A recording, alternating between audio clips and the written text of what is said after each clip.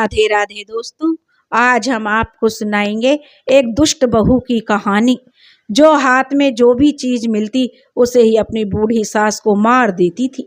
अपनी बूढ़ी सास को मारने वाली एक अत्याचारी बहू की कहानी। जब लोगों के सामने आई सच्चाई तो लोगों ने दांतों तले उंगली दबाई। दोस्तों, अगर आप हमारे चैनल पर नए हैं तो प्लीज़ हमारे चैनल को सब्सक्राइब करें, वीडियो को लाइक करें और शेयर करें। शारदा देवी की 4 औलादें थीं, एक बेटा और 3 बेटियां। सबकी शादी हो चुकी थी। बेटे ने अपनी लव मैरिज की थी, लेकिन जो इस बार शारदा देवी की बेटी रजनी मायके आई थी और उसने देखा रजनी ने कि उसकी माँ बहुत ज्यादा बीमार सी लग रही है। माँ के चेहरे पर बेटी के आने की खुशी भी नहीं झलक रही थी। रजनी ने अपनी लेटी हुई माँ के माथे पर हाथ रखा, माँ की नाड़ी देखी और माँ के सीने पर कान लगाकर माँ की धड़कनें सुनने की कोशिश करने लगी। सब कुछ तो ठीक लग रहा था, ना तो कोई बुखार था और ना ही नाड़ी या धड़कनें तेज थी। माँ का चेहरा भी उदास था। तभी शारदा देवी मुस्कुराने की कोशिश करते हुए कहने लगी, क्या देख रही हो रजनी? 70 साल की बूढ़ी औरत थी शारदा देवी और उनके मुंह में एक भी दांत नहीं था। सारा चेहरा झुर्रियों से भरा हुआ था। वह बोली, रजनी माँ, तुम्हें क्या हुआ है? रजनी ने पूछा तो पीछे से उसकी भाभी अचानक कमरे में आ गई और बोली, बुढ़ापा है और क्या है? रजनी की भाभी सरिता के हाथ में एक ट्रे था जिसमें चाय और नमकीन बिस्कुट रखे हुए थे। अचानक भाभी का कमरे में आना रजनी को बिल्कुल अच्छा नहीं लगा था, पर क्योंकि घर जो भाभी का था इसलिए वह कुछ कहने का भी अधिकार नहीं रखती थी। अगर ज्यादा दखल अंदाजी करने पर जो उसका भाई बोल पड़ता कि 2 दिन के लिए आई हो बहन, मेहमान की तरह सुख चैन से रहो और हमें भी शांति के साथ रहने दो। सरिता ने रजनी को चाय बिस्कुट दिया और खुद एक प्याली में लेकर चाय पीने बैठ गई। तो रजनी ने हैरानी से पूछा, भाभी, माँ की चाय? तो सरिता बोली, सुबह एक प्याली चाय पी चुकी है माँ जी। ज्यादा चाय पीने से माँ जी को गैस की तकलीफ होने लगती है। रजनी ने बड़ी हैरानी से माँ की तरफ देखा। कभी शारदा देवी दिन के 2 बजे तक सिर्फ चाय पर आश्रित रहती थी। बिना नहाए बिना पूजा किए वह अन्न का दाना भी मुंह में नहीं डालती थी। बिना घर का पूरा काम निपटाए उन्हें नहाना नसीब नहीं होता था। तब तक 4 बार वह चाय पी चुकी होती थी। वह सोचने लगी, माँ तो इतनी चाय पीती थी, कमाल है। तो वह कहने लगी, रजनी भाभी, पहले तो किसी के लिए भी चाय बनती थी तो 2 घोट माँ के लिए भी बनाना ही पड़ता था। तब सरिता कहने लगी, दीदी, जवानी की वही नादानी तो बुढ़ापे में परेशान करती है, वैसे ही जैसे बचपन की गलतियां लड़कों को जवानी में दुख देती हैं। और सरिता ने जो कहा था, फिर उन गंदी बातों का भाव जानकर वह अपनी खुद ही हंस पड़ी और वह रजनी कहने लगी, माँ चाय लोगी? रजनी ने सरिता की बात पर ध्यान दिए बिना अपनी माँ से पूछा। तो शारदा देवी ने अपनी बहू की ओर चोर नजरों से देखा कि तो बोली, बेटा, खाली पेट ज्यादा चाय पीने से गंदी डकारे और गैस की परेशानी होने लगती है। फिर रजनी कुछ नहीं बोली और बेमन से वह चाय पीने लगी। और जो वह सरिता कहने लगी, दीदी, मैंने गीजर ऑन कर दिया है, आप सफर से थकी हुई होंगी, नहा लो, फिर नाश्ता तुम्हें करवाती हूँ। कहकर सरिता चाय की झूठी प्याली लेकर चली गई थी। जाते जाते सरिता ने शारदा देवी की तरफ इस तरह निगाह डाली कि शारदा देवी बेचारी कांप कर रह गई थी। सरिता का देखना जो रजनी ने चेतावनी भरी नजरें और माँ की सिरहन दोनों को महसूस कर लिया था। सरिता के जाने के बाद रजनी ने माँ की आंखों में झांका तो माँ की आंखें डबडबाई हुई थी। घर में कोई तो भयंकर गड़बड़ चल रही थी, जिसकी मार रजनी सोच रही थी कि मेरी माँ पर पड़ रही है। और माँ इतनी लाचार थी कि मुंह खोलने से भी डरती थी। सरिता रजनी के बड़े भाई रजनीश की पत्नी थी। रिश्ते में वह रजनी की बड़ी भाभी थी, पर उम्र में वह रजनी से 1 साल छोटी थी। इसलिए शुरू से ही वह रजनी को दीदी कहती थी। अब दीदी दी में बदल गई हो तो दोनों 45 वर्ष से ज्यादा की उम्र हो गई थी दोनों की। सरिता 46 की तो रजनी 48 की थी। दोनों अपने अपने घर गृहस्थी में व्यस्त थी। रजनी का मायका प्रयागराज में था और ससुराल गाजियाबाद में। फिलहाल वे लोग नई दिल्ली में रहते थे, जहां रजनी के पति गौरव का एक मेडिकल स्टोर था। स्टोर में बिजी रहने के कारण गौरव कहीं आता जाता नहीं था, इसलिए जरूरत कहीं आन पड़ती या रिश्तेदारी निभाने का काम रजनी को ही करना पड़ता था। रजनी की एक बेटी राधिका MNIT यानी Motilal Nehru national institute of technology Allahabad में इंफॉर्मेशन टेक्नोलॉजी की सेकेंड ईयर की छात्रा थी। बेटी के इंस्टीट्यूट से लगातार 5 दिनों की छुट्टी थी। बेटी चाहती थी कि वह छुट्टियां दिल्ली में बिताए और अपनी तरफ से तो उसने कहा था कि वह खुद ट्रेन से दिल्ली आ जाएगी या मामा के पास अपने ननिहाल चली जाएगी। मामा रात 10:30 बजे ही हम सफर ट्रेन में बैठा देंगे। सुबह आप लोग दिल्ली में 6 बजे लेने आ जाना। पर रजनी का मन नहीं माना था। जवान बेटी को अकेली सफर करने देने का उसका मन नहीं हुआ था। वह सुबह की ट्रेन से इलाहाबाद आ गई थी और अब प्रयागराज आई थी। रात की ट्रेन से वापस घर लौट जाती। माँ और भाई भाभी से मिलना भी हो जाता, तो इलाहाबाद में कुछ और भी काम था तो वह सब पूरा कर लेती। रजनी ने माँ के बिस्तर को ऊंचा उठाकर तकिया लगा दिया था। माँ के शरीर को वह गौर से देख रही थी। सारा शरीर तो माँ का झुर्रियों से भरा पड़ा था। सिर्फ 5 साल पहले तक, जब तक पिताजी जीवित थे, माँ की हालत ऐसी नहीं थी। तब 65 साल की उम्र में भी उनका शरीर कसा हुआ था और आवाज भी बड़ी कड़क थी। पता नहीं 5 साल के इस समय में उम्र ने उन्हें इस तरह तोड़ दिया था कि जैसे ही एकाएक हृदयाघात से वो गुजर चुकी हो। पति के शोक ने शरीर मानो वह पिघल गया था। पति का गम था या कोई और बात। माँ के शरीर की जांच करते समय माँ की जांघ पर रजनी ने हाथ रखा तो माँ की चीख निकल पड़ी, जिसे उसने अपने गले में घोट लेने की कोशिश की, परंतु एक सिसकारी सी निकल कर रह गई। रजनी चौंक गई। माँ के विरोध के बाद भी उसने माँ की जांघ पर से कपड़े को हटाकर देखा तो वहां पर 1 इंच मोटा और 6 इंच लंबा एक काला निशान दिख रहा था। लगता था कि कोई पुरानी चोट थी जिसमें अभी भी दर्द हो रहा था और चमड़ी पर चोट का निशान काला पड़ गया था। तो रजनी ने पूछा, माँ किसने किया ये? तो माँ कहने लगी, नहीं बेटा, किसी ने नहीं, मैं गिर गई थी। शारदा देवी दुखी थी और वह कुछ और ज्यादा नहीं बोली।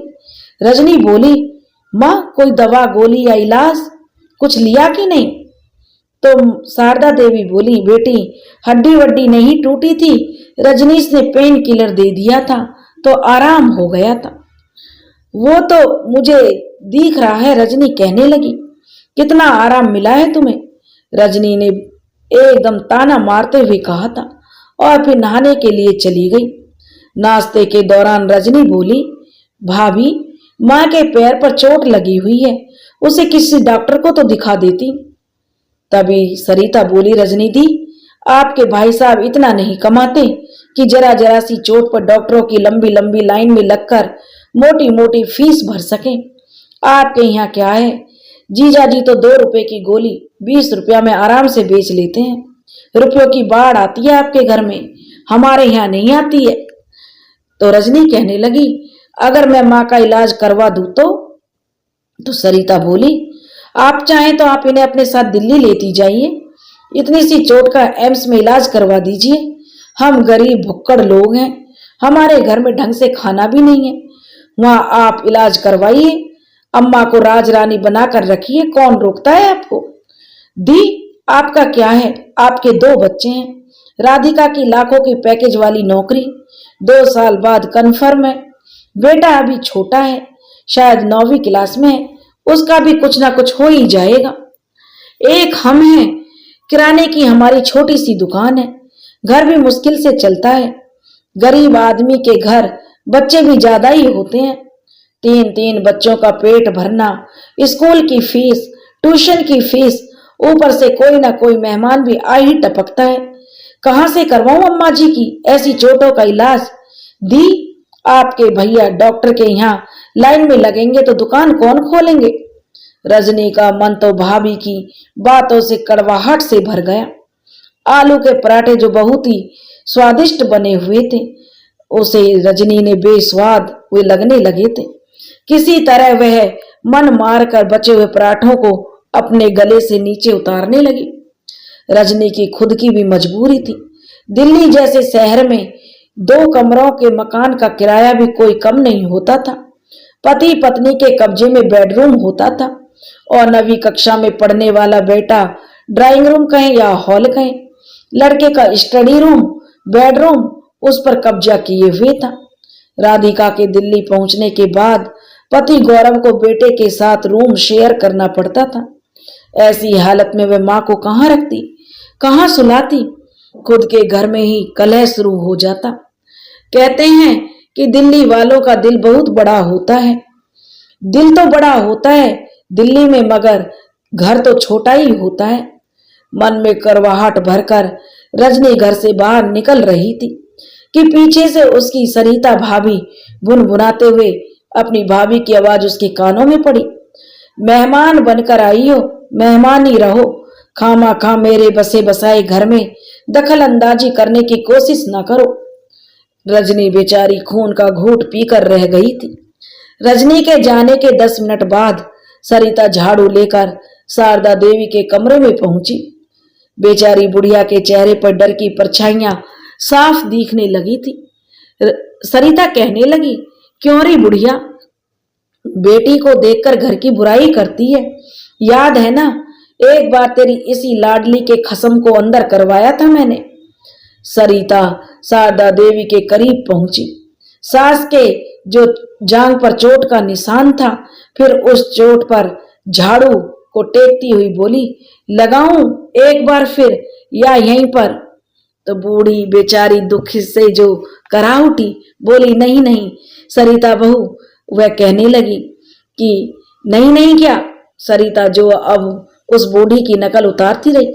फिर वह बूढ़ी का गला दोनों हाथों में थामकर उसे झंझोड़ती हुई बोली, घर की कोई बात अगर घर से बाहर गई ना बुढ़िया तो खैर नहीं, समझी? तो वह बोली, हाँ हाँ कोई बात घर से बाहर नहीं जाएगी बहू। फिर सरिता बोली, शाबाश, और फिर झाड़ू उठाकर अपने काम में लग गई। हुक्म देने के बाद सरिता ने पलटकर भी अपनी सास की तरफ नहीं देखा। वह जानती थी उसके हुक्म के खिलाफ जाने की उसकी सास शारदा देवी में हिम्मत नहीं थी। शारदा देवी जो चलने फिरने में भी लाचार थी और वह झूठ बोलने के लिए भी बाध्य थी। रात के 10 बज चुके थे जब रजनी, राधिका और रजनीश प्रयागराज स्टेशन पहुंचे थे। रजनीश अपनी अल्टो कार से उन्हें रेलवे स्टेशन छोड़ने आया था। तभी रजनी ने कहा, भैया एक बात कहनी थी आपसे। रजनी थोड़ी हिचक रही थी तो रजनीश बोला, हाँ बोलो। वह बोली, माँ के बारे में। ड्राइव करते हुए रजनीश ने कहा, हाँ बहन, ऐसा तुम कुछ भी नहीं कहोगी जो मुझे पहले से मालूम नहीं है। मेरे पड़ोसी जो चीख पुकार सुनते हैं बहन, मुझे तानों से मारते हैं, गालियां देते हैं, पर जब मैं उन्हें गवाही देने के लिए कहता हूँ तब कोर्ट में गवाही देने के नाम पर सबके मुंह पर ताला पड़ जाता है। कई बार सोचा कि सरिता से तलाक ले लूं, पर वहां भी उसी की चलती है। काउंसलर समझौता करवा देता है, 3 बच्चों का हवाला देता है, सेटलमेंट के नाम पर इतना रुपया देने को कहता है कि मैं घर दुकान यहाँ तक कि खुद को भी बेच दूं तब भी उतनी रकम नहीं जुटा पाऊंगा। मेरी जिंदगी, मेरी बहन नरक बन गई है, पर उसके साथ एक छत के नीचे रहने के लिए मैं मजबूर हूँ, क्योंकि बच्चों के कारण मैं मजबूर हूँ। एक बार जीजाजी ने यानी राधिका के पापा ने मेरे साथ जेल की हवा खा चुका है। बल्कि सच कहो तो गौरव जी मेरे कारण मेरे साथ जेल में गए थे। उस जुर्म जो हमने किया ही नहीं था। अगर गौरव जी के पास पुख्ता सबूत नहीं होते कि उस समय वो दिल्ली हाई कोर्ट में किसी गवाही के सिलसिले में पेश हो रहे थे और किसी भी हालत में उसी समय यहाँ प्रयागराज में वे मेरे साथ मिलकर सरिता को प्रताड़ित नहीं कर सकते थे। जज ने जब मामले को झूठा समझा था, फिर भी सरिता के वकील की दलील थी, हो सकता है रजनीश का सहयोगी नहीं कोई और हो। सरिता के सिर पर चोट लगी थी और उसका सिर भिन्ना रहा था, उससे गौरव को पहचानने में भूल हो सकती है। वकील ने भी दलीलें दी थी। नतीजा क्या निकला बहन? दोनों को कोर्ट से बाहर राजीनामा करने की सलाह मिली। तो राधिका कहने लगी, मामा जी मैं आपकी कोई हेल्प करूं? तो रजनीश बोले, बेटा तुम मेरी क्या मदद करोगी? राधिका बोली, देखना। और राधिका रहस्यपूर्ण स्वर में बोली, मदद करनी है तो मदद करो, खामखा सस्पेंस क्यों बढ़ा रही हो? रजनी ने राधिका से कहा। तो राधिका के होठों पर एक मधुर मुस्कान उभर आई, बोली, मामा जी अपना मोबाइल तो दिखाना। राधिका कुछ देर तक अपने मामा के मोबाइल से कुछ छेड़छाड़ करती रही, कोई ऐप डाउनलोड की और फिर आराम से बोली, 5वें दिन मामा जी हमें स्टेशन पर लेने आ जाना। फोन में क्या किया है? रजनीश ने पूछा। तो राधिका बोली, अभी तो सिर्फ एक डाउनलोड ऐप किया है मैंने और चेक किया है कि जो काम मैं करना चाहती हूँ उसमें आपका फोन सपोर्ट भी कर पाएगा या नहीं, और आगे क्या करने की मंशा है तुम्हारी? जो रजनीश ने पूछा। तो राधिका कहने लगी, आगे क्या करूंगी ये तो अभी मुझे भी नहीं मालूम। दिल्ली जाने पर और मेरी मनमर्जी का सामान जब मुझे मिल जाएगा तभी कह पाऊंगी कि मैं किस हद तक आपकी मदद कर सकती हूँ, राधिका ने अपने मामा से बताया। तो रजनीश बोला, आज जिंदगी के इस उम्र में दीदी एहसास होता है कि माता पिता कभी गलत नहीं होते। पिताजी ने मुझे बहुत समझाया था कि प्रेम विवाह मत करो, पर मेरी जिद थी रजनी कि शादी तो मैं सरिता से ही करूंगा। मैंने घर से भागकर कोर्ट में शादी कर ली थी। उसी का यह नतीजा है कि अब भी उसके चक्कर में मुझे कोर्ट के भाग दौड़ करना शायद मेरा नसीब बन गया है। जब वह मेरे साथ घर से भागने को तैयार हुई थी तभी मुझे उस समय समझ लेना चाहिए था कि यह कितनी गलत मानसिकता वाली ताड़का से संबंध में जोड़ रहा हूं, जो अपने माँ बाप भाई बहनों सगे रिश्तेदारों की सगी नहीं हुई, वो मेरी सगी कैसे होगी? शुरू में तो मुझे वो त्याग की देवी लगी थी, जो मेरे लिए, हमारे प्यार के लिए सिर्फ शरीर पर पहने हुए कपड़ों में अपना घर छोड़ आई थी। अब लगता है कि वो उसकी मोहब्बत नहीं, उसकी मजबूरी थी। जिस कंगले खानदान से सरिता का वास्ता था उसमें उसका ब्याह ही हो जाता, यही उसका सौभाग्य था। उसके घर वालों की तरह ही कोई कंगला उसका घरवाला बनता, जहां 2 जून की रोटी की भी कोई गारंटी नहीं होती। फटे हुए कपड़ों से भी शरीर ढका रहता तो यही उसका सौभाग्य समझा जाता। बोलते बोलते रजनीश के होठों से झाग निकलने लगे थे। राधिका बोली, मामा जी कोई इतने भी बुरे हालात में नहीं होता। अगर मामी इतनी ही बुरी लगती थी या थी तो आपकी पसंद कैसे बन गई? रजनीश बोला, बिटिया मेरी अकल पर पर्दा पड़ गया था, इश्क में मैं अंधा हो गया था, या यूं कहो मेरी किस्मत में दुख झेलना था। ना जाने वो कौन सा मनहूस समय था जब मुझे कॉलेज में अपने से 2 साल जूनियर लड़की से इश्क हो गया था। उसमें कुछ ऐसा दिख गया था कि मैं उस पर लट्टू हो गया था, उसका दीवाना हो गया था। उससे भी अच्छी कई लड़कियां मेरे साथ पढ़ती थी, मेरी क्लास में थी, अच्छे खानदानी परिवारों से थी। वे सभी मुझे पसंद नहीं आई थी। मुझे पसंद कौन आई? जो मुफलिसी से गुजर रही थी, सस्ते घटिया कपड़े पहनने वाली लड़की थी। शायद सहेलियों से मांग मांग कर यदा कदा सलीके के कपड़े भी पहन लेती थी। जो मुझ जैसे घोंचों की तलाश में कॉलेज जाती थी। वह बहुत चतुर थी, पढ़ने में जरा जहीन थी। अपने तेज दिमाग का इस्तेमाल पढ़ाई कम करने में और मुझे पटाने में वह ज्यादा लगाती थी। कॉलेज की फीस भी सरकारी अनुदान से उसकी जो माफ हो जाती थी। रजनीश गुस्से में खुद को कोसने लगा था। रजनी कहने लगी, भैया ये क्या बकवास कर रहे हो, इतने बुरे भी हालात से नहीं गुजर रही थी भाभी। रजनी ने टोका तो उसका भाई रजनीश को जैसे ब्रेक सा लगा। वह खिसियाया और फिर रजनी और अपनी भांजी की ओर देखने लगा। रजनीश बहन और भांजी को रेलवे स्टेशन पर बिठाने के बाद जब घर लौटा तो सरिता तो गुस्से में भरी बैठी थी और बोली, ये वक्त हो रहा है घर लौटने का। तो रजनीश ने कहा, देखो, उसने अपने गुस्से को काबू में करते हुए कहा, कौन सा ज्यादा वक्त हो गया सरिता, तुम्हारे सामने ही तो दुकान से लौटने के बाद तुरंत रेलवे स्टेशन चला गया था। जब उनकी ट्रेन स्टार्ट हो गई तब सीधे सीधे घर लौट आया हूँ। उन दोनों को ट्रेन में बिठाकर लौट आना था। सरिता कहने लगी, क्या जरूरत थी ट्रेन चलने के इंतजार की कि ट्रेन चलेगी तभी जाओगे, ट्रेन में बिठा देते और अपने घर आ जाते। सरिता ने जो अपनी आपत्ति जताई थी तो वह कहने लगी, इतने दिनों के बाद रजनीश ने कहा मेरी बहन घर आई थी, दिन तो मैं तो जो मुलाकात भी नहीं हुई थी, जरा सी देर कुछ बातचीत कर ली तो कौन सा तूफान आ गया। रजनीश वॉश बेसिन पर बढ़ता हुआ अपने हाथ धो रहा था।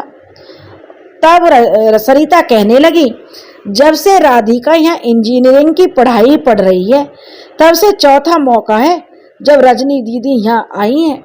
सरिता ने अपनी जो जलन बता दी तो रजनीश बोला, सरिता ये उसका मायका है, वो जब चाहे जितने दिनों के लिए चाहे आ सकती है, रह सकती है। ये तो मेरी बहनों की शराफत है कि वे तीनों पिताजी के बनाए दुकान मकान में हिस्सा नहीं मांगती। अगर हिस्सा मांगे तो उन्हें कौन मना कर सकता है। दहेज में जो भी धन दौलत उनके ससुरालिया को दी थी, सरिता जो फट पड़ी वो क्या था? क्या तुम्हारे पिता ने उनको दान दहेज नहीं दिया जो वो हिस्सा मांगेंगी? रजनीश समझाने वाले अंदाज में कहने लगा, रजनी तुम पागल हो, काबिल और लायक लोगों से संबंध बनाकर रखना चाहिए। रजनी कभी ऐसे लोगों से संबंध बिगाड़ने नहीं चाहिए। रजनी बोली, क्या कहना चाहते हो तुम?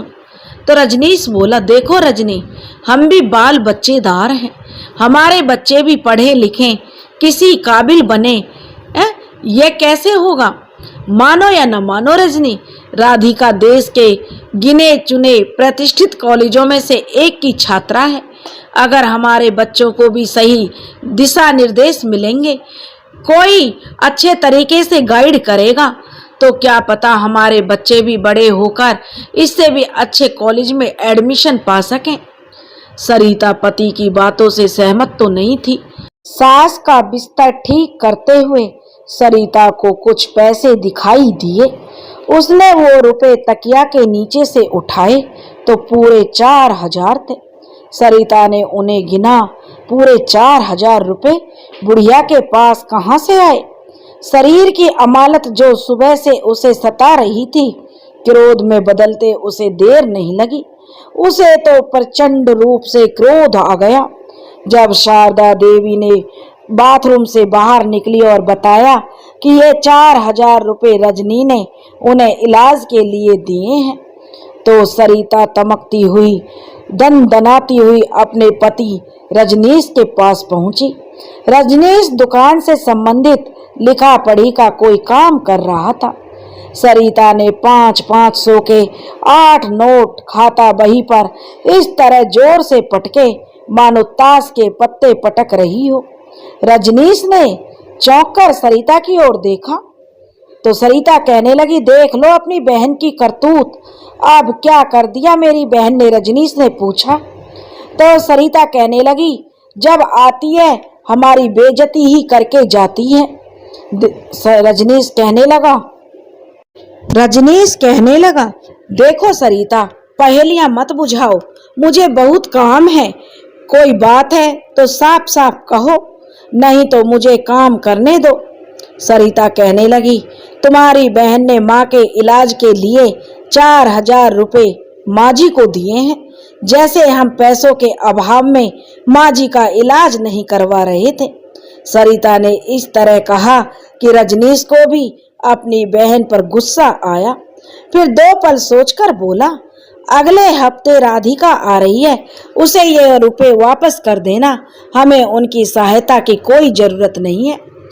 तो सरिता कहने लगी, ये सहायता राशि थोड़े ही है, ये तो होटल में रहने खाने पीने से लेकर वापस ट्रेन में बिठाने जाने तक की एक मुश्त किस्त भुगतान है। तुम्हारी बहन ने इस घर को घर नहीं होटल समझ रखा है। हमारा वॉशरूम यूज करने से लेकर टैक्सी के किराए तक का सबका पेमेंट उसने कर दिया है। रजनीश सोचने लगा, अजीब औरत हो, अगर तुम्हें ये रुपये चाहिए तो रख लो, नहीं चाहिए तो माँ को वापस कर दो। अगर रजनी को वापस लौटाने हो तो राधिका जब वापस आए तो उसको वापस कर दो, वह रजनी को लौटा देगी। अब मुझ पर मेहरबानी करो, मुझे दुकान भी जाना है, जब तक हिसाब किताब ना कर लूं मुझे फुर्सत नहीं मिलेगी और ना ही दुकान पर जा पाऊंगा। रजनीश जो सरिता से कहने लगा। सरिता ने रुपए वापस उठा लिए और सास को वापस करने के लिए, जिसे जैसे ही उसने कभी वापस तो करने नहीं थे और ना ही किए, रुपए तो रजनीश को ऐसे दिखाए जैसे वह अभी अपनी सास को वापस करने जा रही है, लेकिन ना उसे रुपए देने थे और ना ही उसने अपनी सास को रुपए दिए। उस रोज सास को 2 एक्स्ट्रा तमाचे इसलिए ज्यादा पड़े ताकि सास उन रुपयों के बारे में जो रजनी से कोई सवाल ना करेगी और रजनी सरिता से भी कुछ नहीं पूछेगी और रजनी को कुछ बताएगी नहीं। उन तमाचों की जरूरत तो बुढ़िया को नहीं थी, पर सास पहले से ही जानती थी।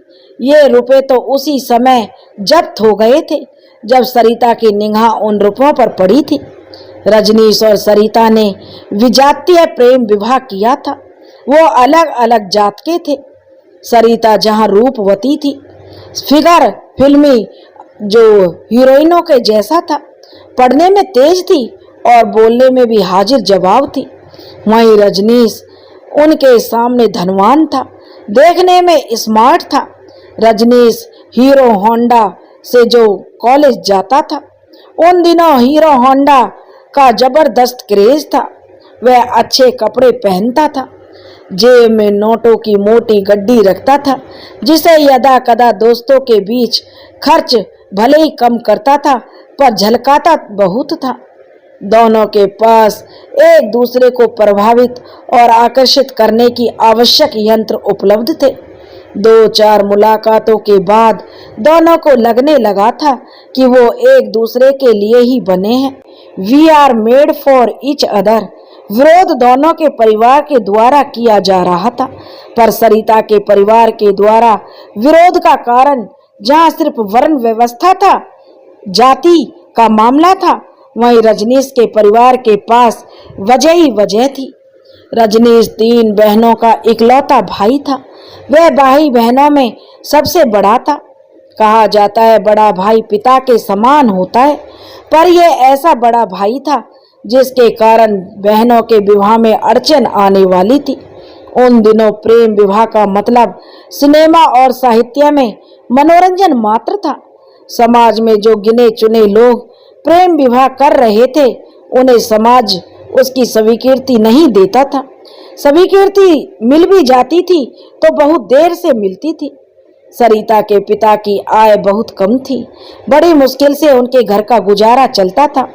घर भी झुग्गी झोपड़ी से थोड़ा सा ही बेहतर था। घर में फाके तो नहीं थे, पर अच्छा खाना भी जैसे किसी त्योहार का इंतजार कराता था। सरिता शुरू से ही निर्भीक और निडर थी। वह अपनी बात स्पष्ट कह देती थी, उसमें डर नहीं था। अपने घर में अपने माता पिता की आंखों में आंख डालकर वह कह देती थी, मुझे पूरी जिंदगी गरीबी या भिखमंगी में नहीं काटनी है। आप लोग रजनीश जैसा सामर्थ्यवान किसी लड़के से मेरी शादी करा दो या मुझे मेरी शादी रजनीश से करा दो। अगर दोनों ही नहीं कर सकते तो अपने हाथों से मेरा गला घोट दो। फिर माता पिता का विरोध महज एक अभिनय बनकर रह गया था। दोनों ने मैरिज रजिस्ट्रार के पास जाकर 30 दिन पहले अर्जी लगाई थी। फिर सबके विरोध के बाद कॉलेज के दोस्तों की उपस्थिति में और गवाही के जरिए दोनों का विवाह कर लिया गया था। रजनीश बचपन से ही पिता की दुकान में साथ बैठता था। जब बड़ा हुआ था तब पिता की गैर मौजूदगी में अकेले दुकान भी चलाने लगा था। बाजार में उसकी खुद की जान पहचान हो गई थी। रोजगार के लिए कोई समस्या नहीं थी, बात सिर्फ पूंजी की थी। कुछ धन तो उसने जमा कर रखा था, कुछ जगहों पर उसने पैसों की बात भी कर रखी थी। एक दुकान भी उसकी निगाह में थी। सप्लायर से जरूरत पड़ने पर माल भी मिलता रहे, भुगतान के भी कुछ अतिरिक्त दिनों की मोहलत मिल जाती। यह सब उसने पहले से ही सेट कर रखा था। एक नई बिल्डिंग में एक फ्लैट भी उसने किराए पर ले लिया था, जहां विवाह के बाद उन दोनों को रहना था। परंतु बाप आखिर बाप होता है। पिता को रजनीश की सभी बातों का ज्ञान था, पर उसके पिता मजबूर थे। मजबूर भी संतान के सामने ही जो माँ बाप को होना पड़ता है। इकलौते लड़के की जिद के कारण पिता को झुकना ही पड़ा और उसकी उन शर्तों को मानते हुए उसने जो विवाह कर लिया। पर अपनी पत्नी को वह परिवार में नहीं लाएगा। उसके पिता ने उसकी सब शर्तों को मान लिया था, लेकिन बोल दिया था कि विवाह तो तूने कर लिया है, लेकिन तू अपनी पत्नी को हमारे परिवार से दूर ही रखेगा। उसके पिता ने उसी फ्लैट में उसे किराए पर जो उसने लिया था, पिता ने वह फ्लैट अपने नाम से खरीदकर रजनीश को दे दिया था रहने के लिए। सरिता को पहली शिकायत रजनीश से यही हुई, फ्लैट पिता के नाम पर क्यों है, उसके या रजनीश के नाम पर क्यों नहीं है। रजनीश अब भी दुकान पर बैठता था, सारा कामकाज वही देखता था, पर अब वह वहां स्वामी की हैसियत से नहीं बल्कि एक कर्मचारी या मैनेजर की हैसियत से जाता था।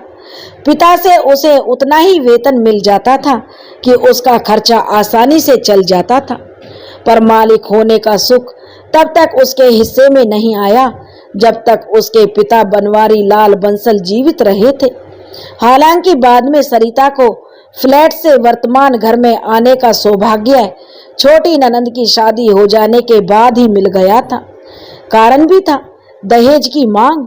छोटी ननंद की शादी में ढेरों दहेज भी दिया गया था और बहुत धूमधाम से शादी की गई थी। शादी के खर्चे पूरे करने के चक्कर में रजनीश और सरिता का फ्लैट बिक गया, उनके हाथों से जाता रहा। पिता ने रजनीश को बताकर सलाह लेकर ही वह फ्लैट बेचा था। सरिता, जिसे वह अपना सा फ्लैट लगता था कि यह फ्लैट उसका है, जहां उसे यह लग रहा था कि यह अब उससे कोई नहीं लेगा और उससे उसका आशियाना छीना गया हो, उसके मन में तो विद्रोह आ गया था कि यह उसका फ्लैट है और उससे छीना जा रहा है। मायके वाले जो अब तक उससे मिलने जुलने वहीं पर आते थे, तो उन्होंने भी सरिता को भड़काया। उसे आर्थिक तो नहीं पर नैतिक सपोर्ट जरूर देते थे। मायके वालों और पारिवारिक घर में आना जाना या मिल पाना तो उसके लिए संभव नहीं था, क्योंकि बनवारी लाल बंसल ने मजबूरी में ही सरिता को स्वीकार किया था, लेकिन साफ साफ कह दिया था कि उसके मायके वालों को वह स्वीकार नहीं कर रहे हैं। फ्लैट था तो सरिता अपने मायके वालों से मिल लेती थी, लेकिन बनवारी लाल उन्हें घर में नहीं आने देते थे। इससे पहले रजनीश की मझली बहन की शादी के दौरान सरिता की छोटी बहन की भी शादी तय हो गई। रजनीश ने अपनी पूरी बचत बहन की शादी के लिए अपने पिता को सौंप दी थी। उसी दौरान सरिता की छोटी बहन की शादी तय हो गई। अपनी बचत ननंद की शादी में खर्च होते देखकर सरिता ने जिद की कि जैसे अपनी बहन की शादी में वो पैसों से सहायता कर रहे हैं, वैसे मेरी बहन की शादी में भी सहायता करें। रजनीश हैरानी से सरिता की ओर देख रहा था। उसने विरोध किया। सरिता भी लड़ने पर आमादा हो गई थी और क्रोध में जो रजनीश का हाथ सरिता पर उठ गया। बदले में सरिता के हाथ जो आया उसने उसे रजनीश की ओर फेंक कर मारा। रजनीश को चोट लगी। फिर क्या था, रजनीश ने आपा खो दिया और रजनीश ने सरिता को रुई की तरह धुन दिया। खूब चीखी चिल्लाहट हुई। किसी ने पुलिस स्टेशन पर फोन कर दिया। एक स्वयंसेवी वकील साहब भी थाना पहुंच गए। रिपोर्ट लिखवाने के इंतजार में बैठी सरिता से उन्होंने बातचीत की और सहानुभूति के बोल कहे। विस्तार से घटना के विषय में पूछा। जब सरिता ने सच सच सारी घटना बताई तो वकील साहब का माथा ठनका और उन्होंने कहा कि तुम्हें मुकदमा जीतना है या हारना है। सच्ची बात कहकर मुकदमा नहीं जीता जा सकता। सच तो यह है, सच बोलने वालों को मुकदमे की जरूरत ही नहीं होती। फिर वकील के कहने पर सरिता ने दहेज की मांग, घरेलू हिंसा और जो उसने अपने नंदोई के द्वारा बलात्कार का प्रयास और मारपीट, ससुर के द्वारा गंदी नजर रखना, ननदों के द्वारा अमानवीय व्यवहार, यानी पूरे परिवार को मुकदमे के बीच में लपेटा गया। हर अपराध के लिए धाराएं लगवाई गई। पूरे कुनबे को एक बार हवालात की सहर करवाई गई। इसमें कुछ धाराएं ऐसी थी जिसमें पुलिस को रिमांड भी मिलती थी। ढेरों पैसों खर्च करने के बाद गौरव द्वारा झूठा फंसाया जा रहा था कि गौरव को तो कोई वो ही नहीं था, नंदोई था, इसलिए उसको तो झूठा फंसाया गया। सिद्ध करने के बाद भी हुआ क्या? आपसी रजामंदी हुई। सरिता के हाथ मजबूत हो गए। सरिता का तो आत्मविश्वास बढ़ गया। उस वकील की फीस भी रजनीश को ही झेलनी पड़ी थी। और तो और बाद में सरिता ने घर का माहौल इतना खराब कर दिया था कि रजनीश को मजबूरन कुछ पैसे उधार लेकर साली की शादी में देना पड़ा था। साले और ससुर ने इस रकम को कुछ दिनों के बाद लौटा देने का वादा किया था, पर वो कुछ दिनों बाद क्या, कभी नहीं आया वो दिन जब वो पैसे वापस आए हों। रजनीश को वो रकम अपने पल्ले से चुकानी पड़ी थी। छोटी बेटी की शादी के बाद बनवारी लाल बंसल जी भी समाज में उन्हें कौन क्या कहता है, यह इसकी प्रवाह से वो मुक्ति पा चुके थे। साथ ही बुजुर्ग दंपत्ति को घर में किसी देखभाल करने वाले की जरूरत थी। रजनीश सोचता तो उसकी मर्जी से बाहर जाकर विवाह करने का सुख दुख वो भोग चुका था। उसे अपनी करनी पर अब बहुत पछतावा होता था। फिर भी रजनीश को बहुत पहले ही अच्छी तरह से समझा दिया था कि मुझे सिर्फ 2 बेटियों की शादी जरा ढंग से करने दो, तुम्हारी बहनों को उसका अधिकार मिल जाने दो। मेरी मृत्यु के बाद दुकान मकान और दूसरी जमीन जायदाद रजनीश सब तुम्हारा ही है। उनके पिता ने रजनीश को बहुत प्यार से समझाया था, इसलिए कभी भी दुकान और परिवार के मान सम्मान को नुकसान पहुंचाने की रजनीश ने कोई हिमाकत नहीं की थी। रजनीश नादान नहीं था, इन बातों को खूब समझता था, पर सरिता के मामले में उसका दिमाग कुंद हो जाता था।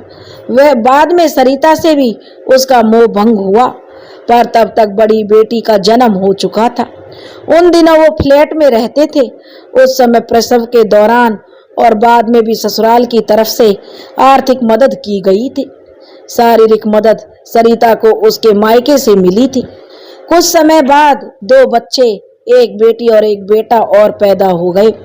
सास को पोता पोती से कोई मतलब नहीं था। उन दिनों सरिता खून के घूंट भरकर रह जाती थी। शारदा देवी उनसे ज्यादा मतलब नहीं रखती थी।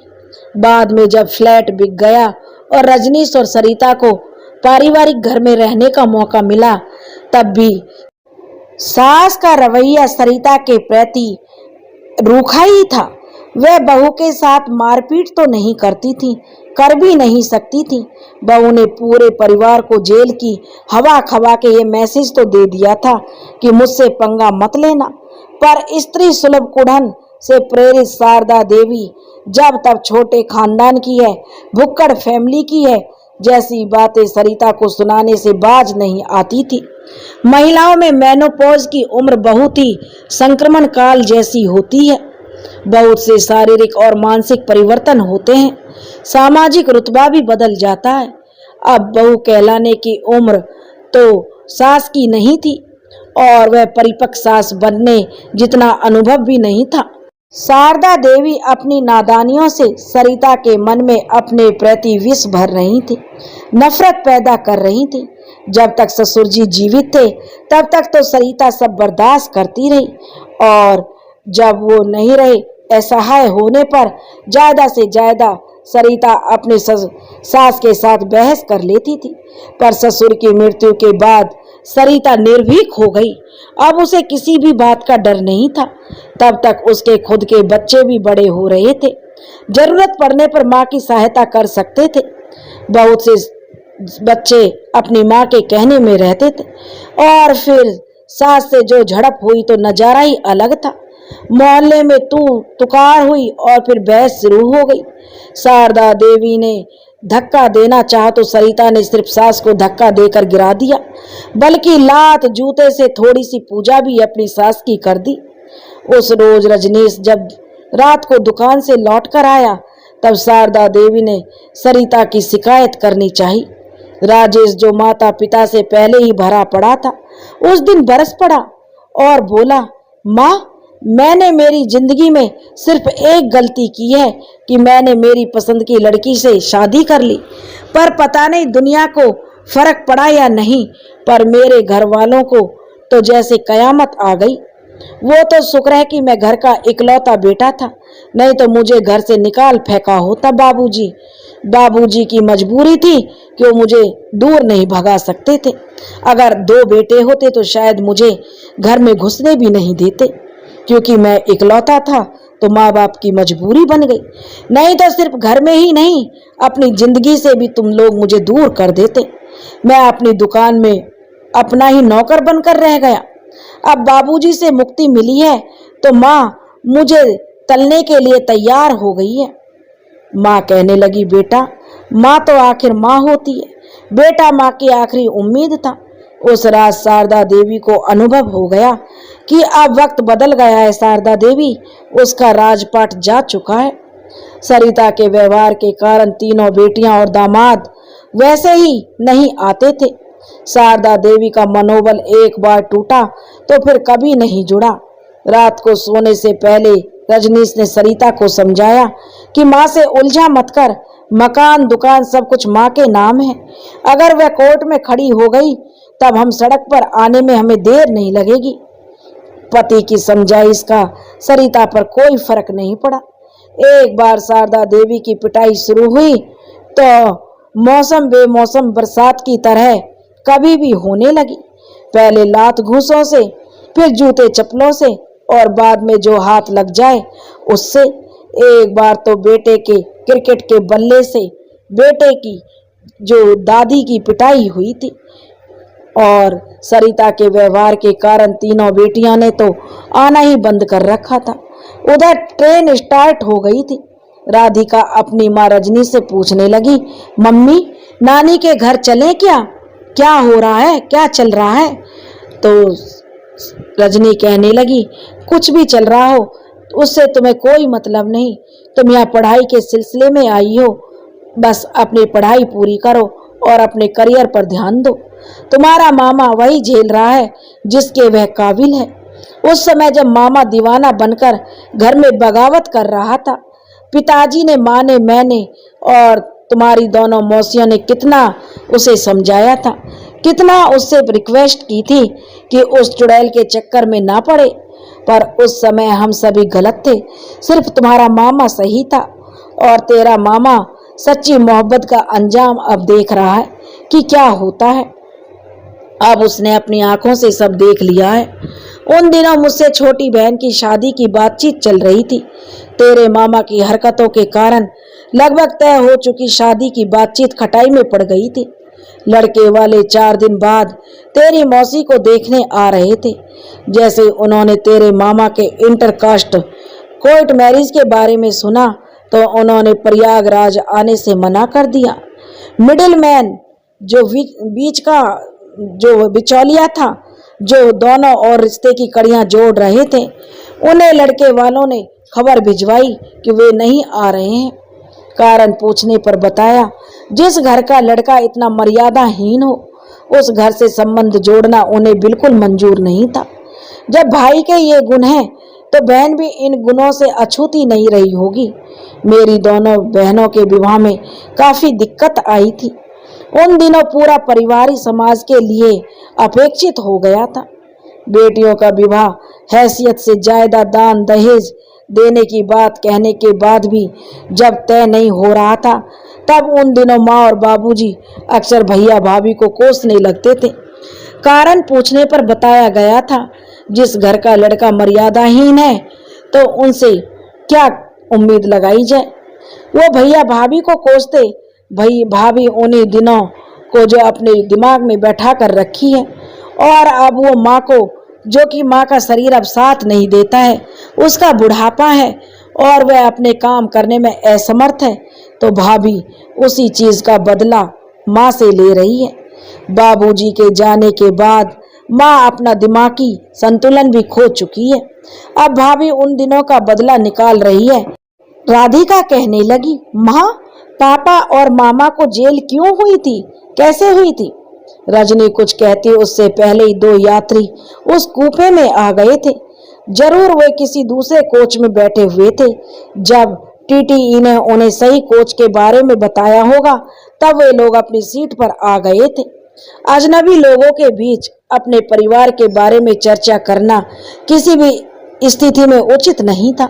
माँ बेटी ने अपना बिस्तर ठीक किया और लेटकर अपने अपने विचारों में जो डूब गई।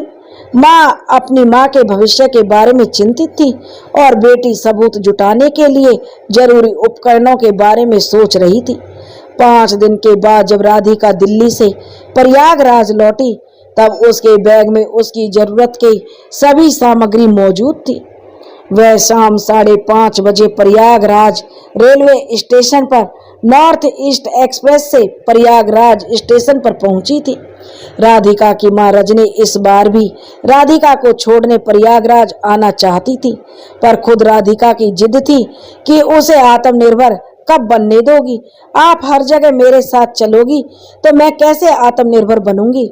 जब मैं दिन की गाड़ी में भी अकेली सफर नहीं कर सकती, तो जिंदगी के सफर में अकेली कैसे चल सकूंगी? मुझे बेवजह बैसाखी का सहारा लेने के लिए जो बाध्य मत करो माँ। रजनी प्रतिवाद में कुछ कहना चाहती थी, तब राधिका ने दलील दी थी, चलो माँ, उसी रात जब मुझे प्रयागराज से लेकर यहाँ दिल्ली आई थी, तब सहयात्री हम दोनों पर झपट पड़ते तो हम क्या कर लेती माँ? हम दोनों भी तो औरतें थी, वो तो हमारे साथ वहाँ कुछ भी कर सकते थे, क्या कर लेती तुम? माँ कहने लगी, माँ, तुम मेरी रक्षा क्या करती? खुद को भी नहीं बचा सकती हो तुम। दरअसल मुझे मेरी हिफाजत के लिए नहीं, बल्कि अपनी तसल्ली के लिए मेरे साथ जाना चाहती हो कि तुमने अपना फर्ज पूरा कर लिया। राधिका ने तर्कपूर्ण बहस से पिता गौरव को प्रेरित किया। वे दखल अंदाज हुए और कहने लगे कि राधिका जो कह रही है वो ठीक है, और अंतिम निर्णय उनके पिता ने लिया। दिन का सफर है, वहाँ प्रयागराज से मामा रिसीव करने आ जाएंगे, इसलिए राधिका को अकेले भेजा गया। रात ननिहाल में रहने के बाद अगली सुबह राधिका अपने हॉस्टल चली जाएगी। राधिका ने प्रयागराज आने से 4 स्टेशन पहले ही रजनीश को फोन कर दिया और बताया मामा को कि वह प्रयागराज पहुंचने वाली है। वह उसकी तरफ से टेंशन ना ले, चुपचाप दुकान में रहें। वह ओला बुक करके सीधे दुकान पर पहुंचेगी और वहीं आगे की प्लानिंग बताएगी। शाम का समय था, दुकान में ग्राहकी भी थी। दोनों ने ग्राहकों के जाने का इंतजार किया। जब दुकान ग्राहकों से खाली हुई और दुकान के काम करने वाले कर्मचारी बिखरी हुई चीजों को सलीके से जमाने में व्यस्त हो गए, तब मामा भांजी दुकान के उस हिस्से में पहुंचे जहां बनवारी लाल बंसल साहब का ऑफिस की तरह उस हिस्से को इस्तेमाल करते थे। वहां एक बड़ी सी स्क्रीन मौजूद थी, जिसमें दुकान के हर कोने में लगे सीसीटीवी कैमरे से प्राप्त तस्वीर प्रदर्शित हो रही थी। दुकान में अब इक्का दुक्का ग्राहक आ रहे थे, जिन्हें कर्मचारी हैंडल कर रहे थे। वह एक मंझोले आकार का जनरल स्टोर था, जहां घरेलू उपयोग की लगभग सभी चीजें मिलती थी। मामा कहने लगे, पहले यह बता राधिका, भूख लगी है, कुछ खाओगी क्या? रिवॉल्विंग चेयर पर बैठते हुए रजनीश ने राधिका से पूछा था। तब राधिका रजनीश से कहने लगी, मामा, पहले काम की बात कर लें। अगर फिर दुकान में भीड़ हो गई तो आप उधर काउंटर पर चले जाओगे, तो रजनीश बोला, हाँ तुम कह तो सही रही हो, तुम दिल्ली से मेरे लिए कोई खास चीज लाई हो। तो राधिका बोली, हाँ। तो रजनीश बोला, क्या है वो खास चीज? राधिका कहने लगी, मामा जी मैं आपको एक ऐसी चीज दूंगी जिससे आपके पास मामी के खिलाफ सबूतों का खजाना इकट्ठा हो जाएगा। राधिका लगभग फुसफुसाती हुई बोली थी। तो रजनीश बोला, कोई कैमरा वगैरह तो नहीं लगाना चाहती हो? अगर हाँ तो सरिता कोई अंधी नहीं है। राधिका पहले ही दिन कैमरा को उखाड़ कर फेंक देगी और फिर घर में महाभारत का वो एपिसोड शूट होगा कि हमारे देवता पनाह मांगते रह जाएंगे। ऐसा कुछ नहीं होगा। राधिका कहने लगी, मामा जी किसी को पता भी नहीं चलेगा कि कैमरा लगा भी है या नहीं, और वायर उसमें होगा ही नहीं, क्योंकि मामी वायर देख के ही तो कैमरा उखाड़ के फेंकती, लेकिन उसमें कोई वायर नहीं होगा। ये देखो। राधिका ने अपने लगेज की ओर देखा और फिर ट्रॉली बैग में से एक छोटा सा पैकेट निकाल कर ले आई। मामा के सामने सावधानी से पैकेट खोला और कुछ यंत्र निकालकर मेज पर रखे। फिर कमीज के बटन से भी छोटे आकार का एक कैमरा उसमें से निकाल कर दिखाया और इसे कहने लगी, मामा जी जहां मर्जी हो वहां लगा देना। कमरे में जो गोदरेज की अलमारी रखी है उसके ऊपर कुछ कबाड़ सा रखा हुआ है, मैं उसी कबाड़ के बीच कमरे का बाकी डिवाइस छुपा दूंगी। कैमरे का कंट्रोल आपके मोबाइल में ऑपरेट होगा। आप थोड़ा सा आपको वक्त देना होगा। जो काम की बात लगे उसे सेव करके अलग रख देना, बाकी डिलीट कर देना। डिवाइस में 8 टीबी का मेमोरी स्टोरेज है जहां ऑटोमेटिक डाटा सेव होता है। पावर के लिए इसमें लिथियम बैटरी भी है जिसे 4 दिन में भी चार्ज कर लेंगे तो आपका काम चलता रहेगा।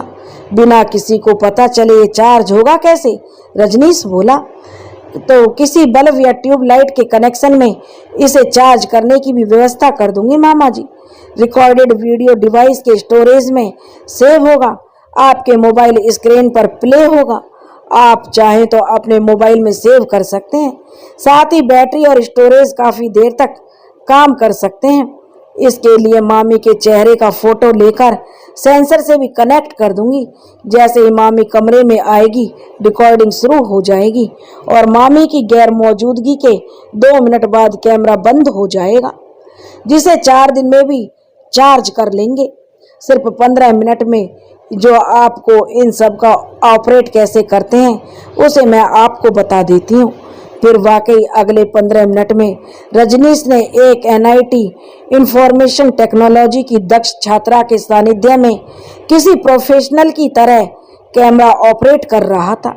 वह उसकी बारीकियां समझ रहा था, कैमरे और ब्लूटूथ की रेंज डिस्कस कर रहा था। यह कैमरा तुम कहाँ से लाई हो? रजनीश ने राधिका से पूछा। कैमरे की परफॉर्मेंस और पिक्चर और साउंड क्वालिटी देखकर रजनीश तो मंत्रमुग्ध हो गया और उसने पूछा, दिल्ली के इलेक्ट्रॉनिक्स मार्केट में अब आप अपना तामझाम संभालो और घर में जब कभी मौका मिले तो कमरों में इंस्टॉल कर देना। और अब आप मुझे मामा जी इजाज़त दीजिए। रजनीश बोला, इजाज़त? कहाँ की इजाज़त? तो वह कहने लगी, हॉस्टल जाने की। रजनीश बोला, पागल है, रात होने वाली है, इस समय तुम्हें हॉस्टल भेजूंगा तो तेरी माँ मेरी जान खा जाएगी। राधिका बोली, मामा ओला से 1.25 घंटे का सफर है, मैं रात में अपने कमरे में आराम से सो जाऊंगी। रजनीश बोला, राधिका थोड़ी देर यहीं रहो, तुम्हारी पसंद की कोई चीज मंगवाता हूँ, खाओ और टाइम पास करो। रात में मैं माँ के कमरे में सोना, वहीं अपने हाथों से यह सब इंस्टॉल कर देना और कल सुबह मैं खुद अपनी गाड़ी से तुम्हें तुम्हारे कॉलेज छोड़ाऊंगा। अगर राधिका कहने लगी, मुझे रात में नानी के साथ ही रहना है तो मुझे आप कोई ऑटो या ओला बुक करवा दीजिए, मैं घर जाकर कुछ काम करूंगी। रजनीश ने एक नौकर को बुलाया और उसे कार की चाबी देकर राधिका को घर छोड़कर आने को कहा। राधिका अपने ननिहाल पहुंची तो ममेरे भाई बहनों ने उसे घेर कर बिठा लिया। मामी अंदर जलन से कुढ़ रही थी, पर राधिका 17 साल की तो थी ही, नहीं तो उसका राधिका पर बस चलता शायद। चाय नाश्ते के बाद राधिका ने एक खाली कमरे की मांग की। क्यों? तो सरिता ने पूछा। सरिता का सवाल सुनकर जो राधिका कहने लगी, मामी एक प्रोजेक्ट की फाइल तैयार करनी है मुझे, 8 से 10 घंटे लग जाएंगे। सुबह 10 बजे कॉलेज में फाइल जमा भी करनी है। फिर जो पूछने लगी थी सरिता हैरानी से, तुम सोओगी कब? तो राधिका कहने लगी, प्रोजेक्ट कंप्लीट होने के बाद मामी आप टेंशन मत लो, हम लोगों को कई रात जागने की आदत होती है। राधिका व्यवस्था जताती हुई बोली थी, कुल 3 तो कमरे हैं घर में, एक में मैं और तेरे मामा सोते हैं, एक में बच्चे सोते हैं, एक में माँ जी रहती हैं। तुम्हारा प्रोजेक्ट जरूरी है तो हमारा सोना भी तो जरूरी है राधिका। सरिता की बड़ी बेटी बोली, मम्मी दीदी को दादी के कमरे में बिठा दो, दादी रात भर जागेंगी तो दादी भी कौन सा रात भर सोती हैं। तो वह बोली, ठीक है, एक मेज और एक कुर्सी वहां लगवा दो बस। राधिका ने आभार प्रकट किया और जब दोनों ममेरी बहनों ने दादी के कमरे में एक मेज और एक कुर्सी लगा दी तो राधिका वाकई अपना प्रोजेक्ट पूरा करने में व्यस्त हो गई। जितना जल्दी वो प्रोजेक्ट पूरा होता उतना ही जल्दी से वह मामा के खास प्रोजेक्ट को पूरा कर चैन की नींद सोती। रात को डिनर के लिए जब उसे बुलाया गया तो वह अपना मोबाइल फोन उठा लाई थी और फोटोग्राफी में व्यस्त हो गई थी। उस समय तो मामी सरिता को भी मजा आ रहा था कि भांजी उसे बहुत महत्व दे रही है। राधिका ने सबसे ज्यादा तस्वीरें अपनी मामी की ही खींची थी। सुबह के 8 बज रहे थे। मामा भांजी अल्टो पर कार में सवार होकर राधिका के कॉलेज की ओर जा रहे थे। राधिका से बात करने के लिए रजनीश इतना उतावला था कि उसे रात में ढंग से नींद भी नहीं आई थी। कच्ची पक्की नींद के कारण उसका सिर भी भारी हो रहा था। तो वह कहने लगा, राधिका काम हुआ? मुख्य सड़क पर जैसे ही गाड़ी पहुंची सबसे पहला सवाल रजनीश का यही था। तो वह कहने लगी, हाँ हाँ मामा जी, क्यों ना होता। मेज कुर्सी सिर्फ मेरे प्रोजेक्ट में काम नहीं आए बल्कि अलमारी के ऊपर इंस्टॉलेशन छुपाने में भी काम आया। मेज पर चढ़कर मैं बहुत ही सुविधाजनक तरीके से अपना काम कर पाई। डिवाइस को पावर सप्लाई देने में थोड़ी दिक्कत आ रही थी जिसमें खुद नानी ने मेरी हेल्प की। तो रजनीश बोला, माँ को मालूम है कमरे के बारे में? रजनीश थोड़ा हकला कर बोला। तो राधिका बोली कि मैंने बिना नानी की जानकारी के कैसे कमरे में लगा पाती। जब तक मैं प्रोजेक्ट का काम करती रही नानी आराम से लेटी रही थी। रात के 2:30 बजे जैसे ही मैं कैमरा इंस्टॉल करने के लिए उठी नानी की आंख खुल गई और मुझे उनके विश्वास में उन्हें लेना पड़ा था कि विश्वास में लेकर मैंने उन्हें समझाया कि ये सब उन्हीं की भलाई के लिए किया जा रहा है। बाद में पावर सप्लाई के लिए जब मैं कमरे की ट्यूबलाइट 10 मिनट के लिए बंद की थी तब नानी की मोबाइल की फ्लैश लाइट जलाकर मुझे मदद नानी ही कर रही थी। बिना नानी की जानकारी के मैं कैसे कर पाती मामा जी, आप ही बताइए। इसलिए नानी को बताया। तो क्या मामा जी ये गलत हो गया? बोला, हाँ ये गलत हो गया। रजनीश अफसोस जताने लगा। देख लेना कि राधिका तुम्हारा भंडा फोड़ तुम्हारी नानी ही करेगी। वैसे तो ये होने से रहा, राधिका कहने लगी, पर यदि हो भी गया तो परवाह किसे है, कहीं सरिता तुम्हारे पीछे न पड़ जाए। रजनीश ने कहा। तो राधिका कहने लगी, पढ़े तो पढ़े, इसमें मुझे क्या, पढ़ने के लिए वो मेरे कॉलेज तो उन्हें आना पड़ेगा जहाँ उन्हें पता चलेगा कि कॉलेज में पढ़ने वाली लड़कियां सिर्फ पढ़ने में होशियार नहीं सबक सिखाने में भी माहिर होती हैं। और रजनीश बोला, सिर पर एक बाल भी सलामत मिल जाए तो मेरा नाम बदल देना, मुझे फिक्र हो रही है तेरी राधिका। राधिका कहने लगी, आप फिक्र मत करो मामा और अपना मोबाइल दो। रजनीश ने राधिका को अपना मोबाइल दे दिया। अभी घर का पिक्चर दिखाती हूँ, राधिका कहने लगी। कहकर राधिका ने मोबाइल के साथ कुछ छेड़छाड़ शुरू कर दी। थोड़ी देर बाद राधिका ने रजनीश को उसका मोबाइल दिखाया। स्क्रीन 2 भागों में बटा हुआ था। एक भाग बिल्कुल डार्क था, दूसरे भाग पर पलंग पर बैठी हुई माँ की स्पष्ट तस्वीर दिखाई दे रही थी। और कैमरा 2 लगाए गए हैं क्या? रजनीश ने पूछा। सीसीटीवी कैमरे के बारे में जो मेरी बहुत जानकारी रखने वाली जो राधिका ने पूछा रजनीश से। हाँ, एक को सेंसर मामी के फेस में है फेस से है और दूसरा नानी के फेस से। जब दोनों ही कमरे की रेंज में नहीं रहेंगी तब स्क्रीन बिल्कुल ब्लैक दिखेगी, राधिका ने कहा और फिर एक बार फिर मामा के मोबाइल में कुछ छेड़छाड़ करने लगी। चुपके से उसने अपना मोबाइल चेक किया। नानी के कमरे का दृश्य अब उसके मोबाइल पर भी दिख रहा था। कैमरा 2 लगाए थे और उसने अपने फोन से भी कनेक्ट किया था। राधिका के जाने के बाद सरिता अपनी सास के कमरे में जो मेज और कुर्सी जो अभी भी उसी कमरे में थी उन पर निगाह पड़ते ही सरिता भड़क उठी। बढ़ियाई महारानी प्रोजेक्ट वाली, इतना ही पढ़ने का शौक था तो मेरे घर क्यों आई थी, सीधे हॉस्टल चली जाती।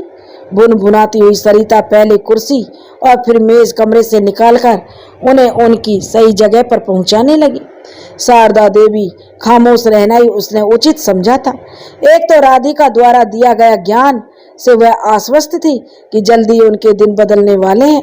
दूसरा, बार बार की लड़ाई के बाद शारदा देवी समझ गई थी 70 साल की इस उम्र में अपने से 24 साल छोटी बहू से लड़ाई में वो जीत नहीं सकती। जब हार पहले ही निश्चित हो तो पंगे लेना उचित नहीं। शारदा देवी जब अपने कमरे की सफाई कर रही थी तब उन्हें वायर के छोटे छोटे टुकड़े स्विच बोर्ड के पास गिरे हुए मिले। रात में जब सभी सो रहे थे तो राधिका और वह खुद पर वायर छीलकर कनेक्शन कर रहे थे, तब ये टुकड़े जमीन पर गिरे थे। शारदा देवी ने वो टुकड़े उठाए और उन्हें फिर बारीकी से कमरे का मुआयना करने लगी और चश्मा पहन लिया था ताकि किसी भी हालत में सरिता को पता नहीं होने देना चाहती थी। अगले 7 दिन तक छुटपुट घटनाओं के अलावा कुछ विशेष नहीं हुआ था। राधिका अपने कॉलेज में व्यस्त थी, रजनीश अपने कारोबार में और घर का हर सदस्य अपने अपने दैनिक कार्यों में व्यस्त था। 50 साल की उम्र में अब जब कभी रजनीश अपने बारे में सोचता था तब पछताने के अलावा उसके पास कुछ नहीं था।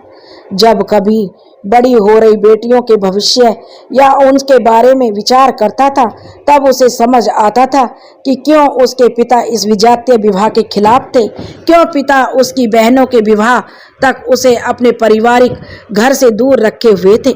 रजनीश राधिका का बहुत मान रखता था। राधिका परिवार की अगली पीढ़ी यानी पहली संतान थी। अब उसने अपनी मेहनत से अपना भविष्य सुरक्षित कर लिया था। जब कभी बड़ी हो रही बेटियों के भविष्य या उसके विवाह के बारे में वो सोचता तो वह चाहता था कि मेरी बेटियों के साथ ऐसा ना हो। रजनीश चाहता था कि उसकी बेटियां भी राधिका की तरह उच्च शिक्षा प्राप्त करें और उस मुकाम पर पहुंच जाएं जहां किसी की मजाल नहीं होती कि वे उनके धर्म या जाति पर कोई सवाल उठा पाते। सफल व्यक्तियों में कौन उसकी जात पूछता है, पूरा शहर ही उसे अपने करीबी बताता है। उस दिन सरिता का मूड खराब था। रजनीश सुबह सुबह नाराज होकर दुकान चला गया था।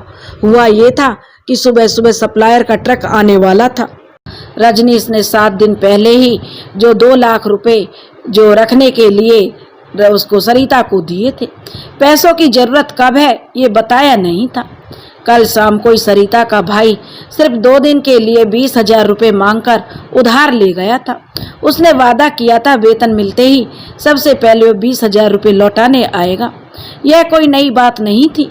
वह महीने के आखिरी दिनों में अक्सर 2-4 दिनों के लिए उधार ले जाया करता था, पर यह पहली बार हुआ कि भाई पैसे लौटाता उससे पहले ही रजनीश ने रुपए मांग लिए थे।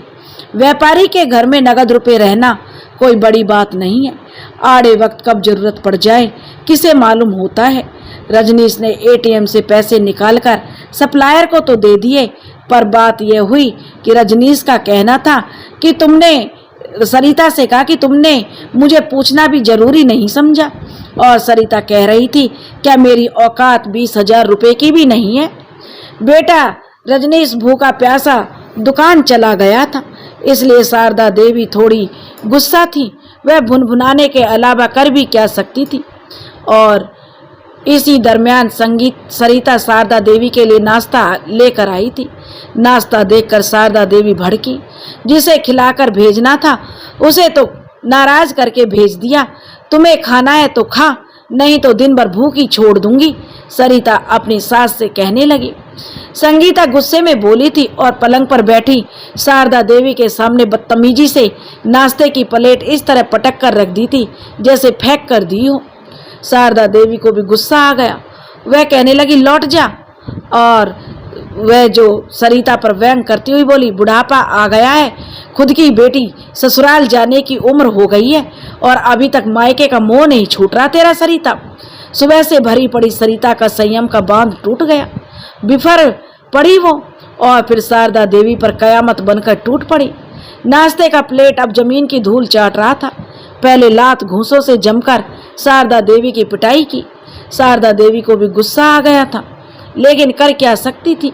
शारदा देवी बेचारी जो सरिता के हाथों खुद पिटेने जाने पर दुख से करहाने लगी। तब तक बेटे का जो बैट लेने, क्रिकेट का बैट लेने सरिता गई थी। जब ढूंढने से उसे क्रिकेट का बल्ला नहीं मिला, तब गुस्से में पानी गर्म करने वाला इमर्शन रॉड ले आई थी और उसका प्लग सॉकेट में डालकर शारदा देवी को जलाने की कोशिश की। इमर्शन रॉड तो फौरन गर्म होने लगा था, पर वायर इतना बड़ा नहीं था कि वह डायरेक्ट शारदा देवी तक पहुंच पाता। देखता हुआ इमर्शन रॉड देखकर शारदा देवी बुक्का फाड़कर चिल्लाई, चीखी तो बहुत खूब चीखी, लेकिन चीख से सरिता का क्रोध में और बढ़ावा किया। उसका क्रोध और बढ़ गया था। अब सरिता का खुद का हाथ दुखने लगा था। तब तक उसने उसे बहुत मारा था। जब सरिता का खुद का हाथ दुखने लगा तो वह बेटे का क्रिकेट बैट लेकर आई थी, लेकिन बैट भी नहीं मिला और वह जो इमर्शन रॉड लेकर आई थी। परिणाम यह हुआ, क्रोध में अंधी हो चुकी सरिता ने इमर्शन रॉड को एक तरफ फेंका और चीख चिल्ला रही शारदा देवी का गला पहले हाथ में फिर एक दुपट्टे को शारदा देवी के गले में लपेटकर गला घोटने का प्रयास करने लगी। खुद का छुटाने का प्रयास करती हुई शारदा देवी ने वो गलती कर दी जिसका अंदेशा रजनीश ने राधिका को पहले ही जता दिया था। वह कहने लगी, आज अपनी मनमानी आखिरी बार कर ले सरिता, तेरी हर करतूत कैमरे में रिकॉर्ड हो रही है। शारदा देवी ने अपना गला छुड़ाने की कोशिश करते हुए कहा। कैमरे के नाम पर सरिता चौंकी, फिर बोली मजाक उड़ाने वाले अंदाज में, पिशाचनी सी हंसी हंसकर बोली, कमीनी बुढ़िया, पूरी जिंदगी तुमने मेरा और मेरे मायके वालों का मजाक उड़ाया है, हमें नीचा दिखाया है। आज मैं तुम्हारा हर गरुड़ तोड़ दूंगी। समझ ले, गरुड़ ही नहीं, तेरी सांसों की डोर भी आज मेरे हाथों टूटेगी। आज अपनी मैं मनमानी करके रहूंगी। तो बुढ़िया कहने लगी, जितना सितम ढाना है ढाले, राधिका ने तेरी मौत का पूरा पूरा इंतजाम कर दिया। सरिता उस रोज वो किस प्रोजेक्ट के लिए यहाँ नहीं आई थी? वो तेरी करतूतों को रिकॉर्ड करने के लिए, कैमरा लगाने के लिए घर में रुकी थी। प्रोजेक्ट तो वह अपने कॉलेज के हॉस्टल में भी पूरा कर सकती थी। शारदा देवी संघर्ष करती हुई बोल रही थी। इस बार सरिता मजाक उड़ाती नहीं रह गई और गले पर दबाव बढ़ाती हुई पूछी, कहाँ है कैमरा? बता बुढ़िया, कैमरा कहाँ लगा है? शारदा देवी ने उंगली के इशारे से कैमरे की ओर इशारा कर दिया। सरिता दीवार पर चिपके बिंदी के आकार के कैमरा को देखकर एक बारगी तो उसे विश्वास ही नहीं हुआ कि इतना छोटा भी कोई कैमरा होता है। पर जब शारदा देवी ने अलमारी और ट्यूबलाइट की ओर दिखाकर हंसते हुए कहा तो बिजली के बारीक तार के सहारे वह रिकॉर्डिंग और डिवाइस सेटिंग तक मिनटों में पहुंच गई। एक बार उन यंत्रों तक पहुंची तब सबको नोचकर उसने अपने काबू में ले लिया। फिर उन्हें नष्ट करने के लिए सिलबट्टे पर कूट सा दिया।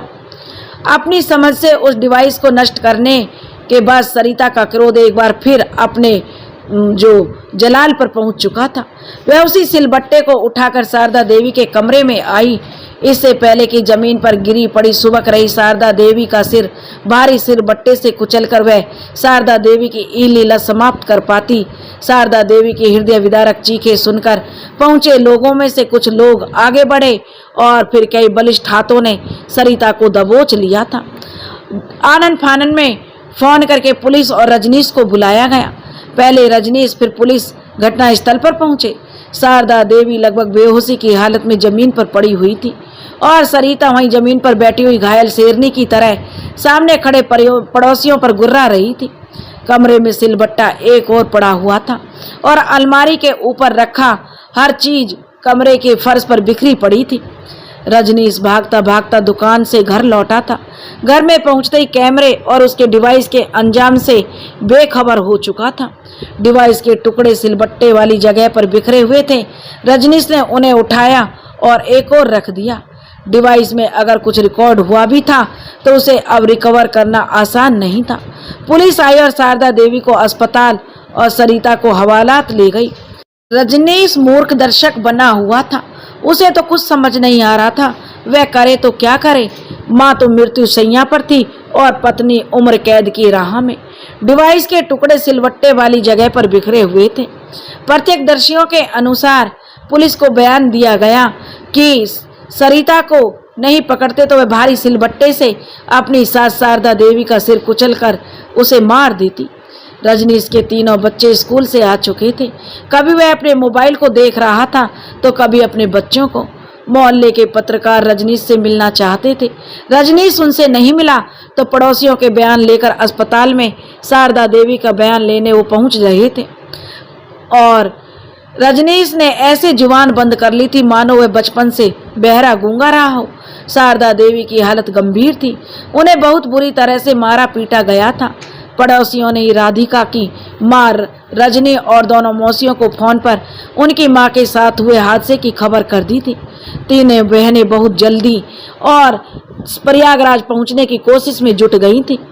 3 दिन बीत चुके थे। सरिता की कोर्ट में पेशी हो गई थी और अदालत ने उसे अगली सुनवाई के लिए न्यायिक हिरासत में जेल भेज दिया था।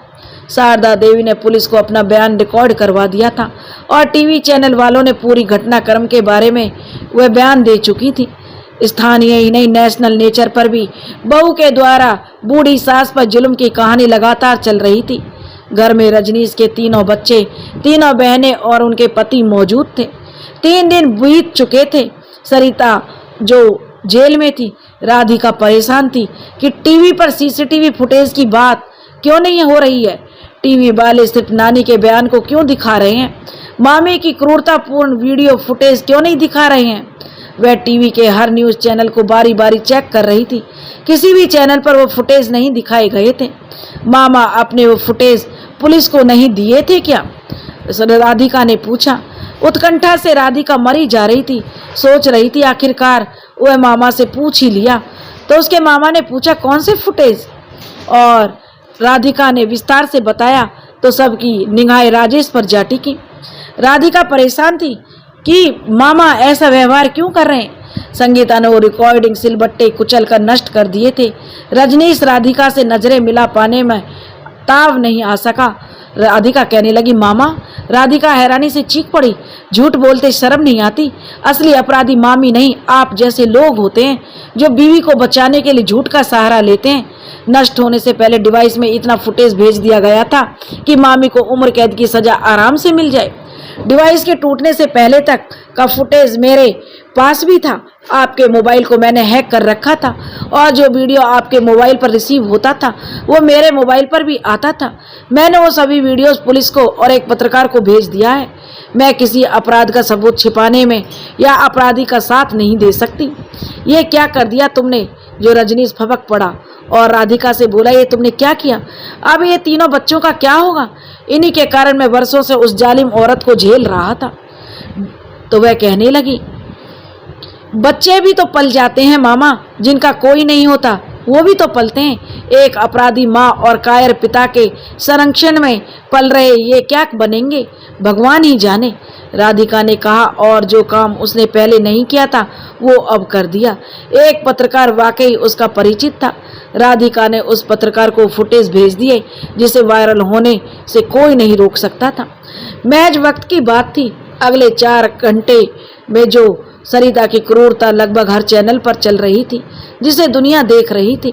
इस तरह राधिका ने अपनी सूझबूझ और होशियारी से उस जालिम औरत के अत्याचारों से न केवल अपने नानी को मुक्ति दिलाई बल्कि मामा को भी उस जालिम औरत की गुलामी से मुक्त करवा दिया था। और महज वक्त की बात है जो लोग जो इस बात से मुकर जाते हैं, पत्नी की गलत चीज पर साथ देते हैं और उसकी गलती पर रोकते नहीं हैं, तो यही आगे चल के इतनी बड़ी विडंबना बन जाती है। सास जो धीरे धीरे बहू को थोड़ी इसमें शारदा देवी की भी गलती थी, वो उसको बात बात पर ताने मारती थी, उसके जो पीहर वालों को जली कटी सुनाती थी। यही विष उसके मन में घुलता जा रहा था और आगे उसे अपनी सास से इतनी ज़्यादा सख्त नफरत हो गई थी कि ससुर के मरते ही घर में उसका राज आ गया था और वह सास को इस तरह से प्रताड़ित करने लगी थी। वो तो एक जालिम बहू थी, लेकिन इसमें भी सास ने भी रोका था।